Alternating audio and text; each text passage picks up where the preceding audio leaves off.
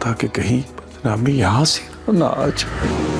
मर्द के लिए ना मोहब्बत करना ज़्यादा आसान है। मेरा तो दिल करता है जान ले लूं उसकी। ड्रामा सीरियल शेर की 5 एपिसोड के अंदर अब जैसे ही शाहजमान को मालूम होगा कि शेर जमान रिदा में दिलचस्पी रखता है, वो ये जानते हुए भी कि वो लोग कभी भी उन्हें रिश्ता नहीं देंगे, फिर भी शेर जमान अपनी वालदा को जब ये सब कुछ बता देगा कि वो रिदा से बेइंतहा मोहब्बत करता है, तो वो उसे मना कर देंगी कि वो लोग सैयद हैं और कभी भी गैर सैयदों में शादी नहीं करते, बेहतर यही है कि तुम अपने कदम यहीं पर रोक लो। मगर शेर जमान ऐसा नहीं करेगा। तब उसकी माँ ना चाहते हुए भी उसके बाप को ये सारी बात बताएगी, लेकिन यहाँ पर तहमीना बेगम को इस बात का काफी ज्यादा गुस्सा होगा कि उसकी बेटियों को तो हक नहीं दिया गया, सब कुछ शेर जमान को दे दिया गया और अब शेर जमान इतनी बड़ी बात भी कह रहा है और ऊपर से सब लोग हंसी खुशी रिदा के घर रिश्ता भी लेकर जा रहे हैं और वहाँ पर उनका बहुत ही अच्छा इस्तकबाल होगा। मगर जैसे ही शेर जमान का बाप अपने बेटे का रिश्ता पेश करेगा, रिदा के वालिद को गुस्सा आ जाएगा और वो साफ मना कर देंगे कि वो सैयद है और गैर सैयदों में बेटी नहीं देते, उनके यहाँ ये जुर्म समझा जाता है। शेर जमान का बाप कहेगा कि एक मुरीद अपने बेटे की खुशी चाहता है और सैयद खानदान की लड़की को ब्याना चाहता है, क्या मुझे आप अपने दर से खाली हाथ भेज देंगे? तब रिदा का बाप यही कहेगा कि उनके यहाँ ऐसा कुछ नहीं होता और वो बहुत ज्यादा मजबूर है। यहाँ पर वो लोग रिदा का रिश्ता लेने तो आए हैं, मगर किसी को भी ये यकीन नहीं था कि रिश्ता होगा या नहीं होगा। खैर वो लोग तो साफ इनकार कर देंगे। अब यहाँ पर शेर जमान का बाप तो उनके कदमों में बैठ जाएगा। अब जिस तरह से अपने बाप को शेर जमान झुके हुए देखेगा तो वो फौरन उठकर भागेगा और अपने वालिद को उठाएगा, अपने गले से लगाएगा और बोलेगा मुझे मेरी खुशी मिले या फिर ना मिले, मगर जिस तरह से आपने मेरी खुशियों की खातिर अपने घुटनों के बल आप बैठ गए हैं, मेरी खुशियों की कीमत तो आपने अदा कर ही दी है। उधर फजर अपने बाप के घर वापस आ जाएगी, मगर शौकत उससे बात तक नहीं करेगा। तब वो अपने बाप के कदमों में बैठ जाएगी, उसके घुटनों पर हाथ रखेगी और बोलेगी कि बाबा आप प्लीज मुझे माफ कर दें, अब मेरी जिंदगी आपकी है,